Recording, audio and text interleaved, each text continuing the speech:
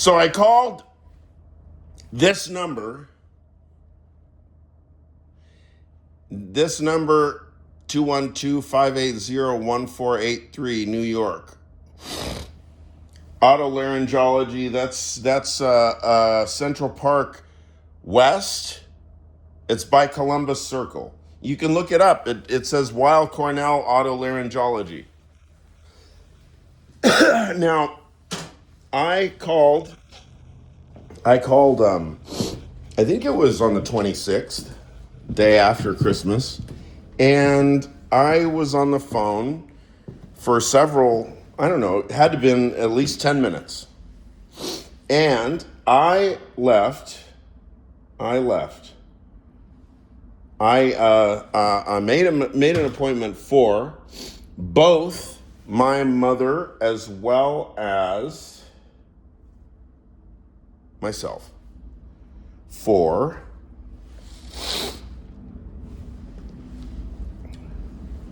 ears. I went to this place once about 10 years ago. I thought I'd lost all my hearing. Turns out I had not lost any. So, well, let's see. We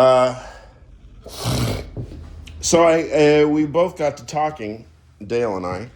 We both got to talking, and of course Dale's been complaining about her ears literally for years.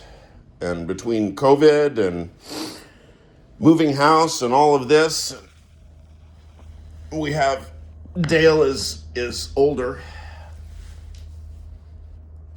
Who am I looking at? Is this the way it always looks?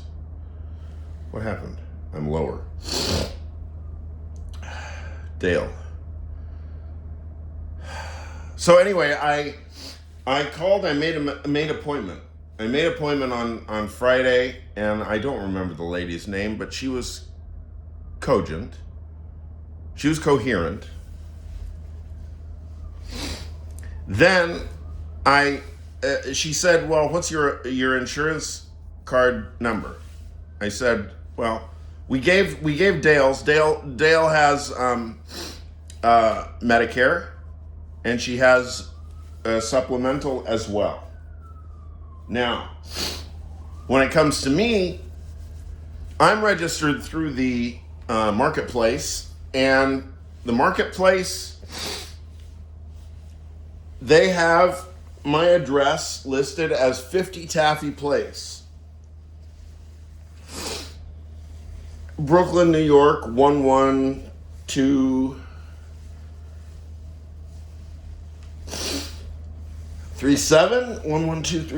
I forget the zip code already. Anyway, so what happens is,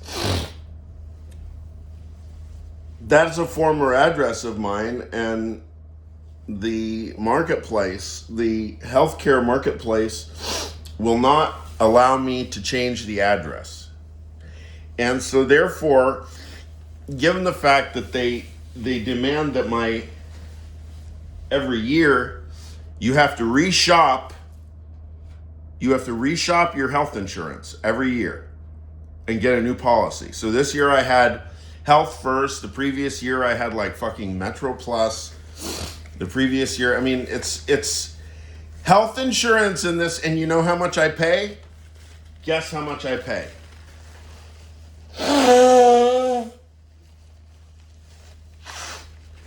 We're gonna look it up because it's fucking hilarious. I've been paying an arm and a leg for health insurance for years and years and years, right? Ever since the health marketplace went up after Obamacare. I mean, at least it meant that I could get health insurance. So I guess for catastrophes, I'm protected. Although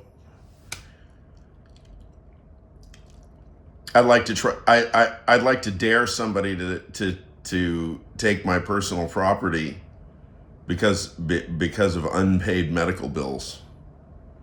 I mean, that's a powder keg if I've ever seen it. I mean, that's definitely something that can make you a First Amendment fan pretty quick. even though it would take, I mean, that's a slip. I'll leave it at that. You know what I meant. Look at me. I'm such a goody two-shoes. I mean to mention the one amendment, and what comes out of my mouth is First Amendment. Look at me. Look, I mean, that's part of the value of this, is just showing you that, I am a fucking goody two-shoes. And at least OG, Mona Charen, I mean, she represents. She's like, hey, yeah, I mean, we're giving all the benefit of the doubt to all these supposed thinkers and thought leaders, right, who are talking about Western civilization and Western values and so on, and they're against the Enlightenment. Huh? And so she's like, well, they're forcing their idea of the good life, eudaimonia. She didn't use the word, but they should have used the word eudaimonia. That's Aristotle and Greeks. Evdaimonia, the good life, right? That's what this is all about. Aristotle. Yes, Mona Charen, represent. Mona Charen, represent. Love Mona Charen.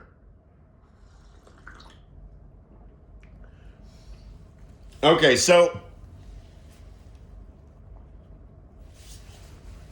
I definitely want to do this show and tell for this, because this is going to be hilarious if I can log in. Because we're going to have to two-step verification. Do the two-step.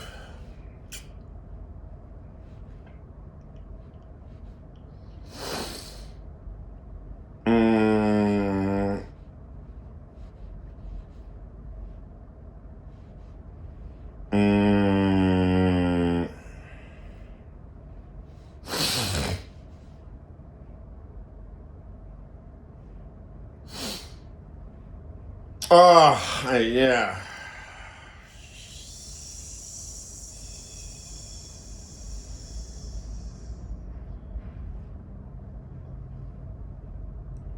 Right. See, can't find that username or password. Exactly. So I have to deconstruct my shit now in order to show my, yeah, right. Anyway, so I called the number because I had to give my insurance number. So I called the ear doctor this morning, and I said, and her name was Ariana. And I said, okay, I need to give you my insurance number and come into the appointment for today. She asked me for my name about 5 times before she asked me to spell my last name. Not in the system anywhere.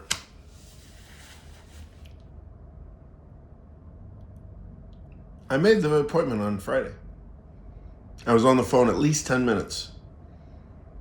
I made an appointment for myself and for Dale. So now, Dale, I called Dale right now. I said, you try. I said, they don't have us in the system. And now I get to do what?